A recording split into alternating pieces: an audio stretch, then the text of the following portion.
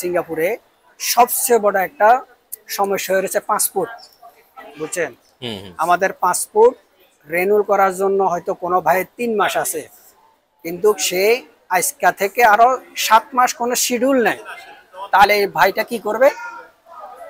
সে রেনুল করতে পারতেছে না, দেশে চলে যাবে। তাহলে সেটা ক্ষতিগ্রস্ত কি? ফ্যামিলি হচ্ছে, দেশ হচ্ছে।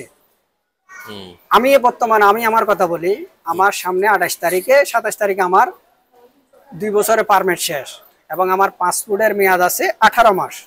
কিন্তু আমাকে এখন যদি পাসপোর্টের অ্যাপ্লাই করতে হয় রেনুল করার জন্য, 10 মাসের ভিতর আমি অ্যাপ্লাইটা পাচ্ছি না। 10 মাস লাগতেছে? জি, 10 মাসের ভিতর কোনো অ্যাপ্লাই হচ্ছে না। কারণ কি? এখানকার এমবাসি কি করতে? এটা বাংলাদেশ দূতাবাসের সমস্যা। এই দূতাবাসে গেলে ওরা কি বলে আপনাকে? ওটা বলে আপনারা 10 মাস পরে অ্যাপ্লাই করেন।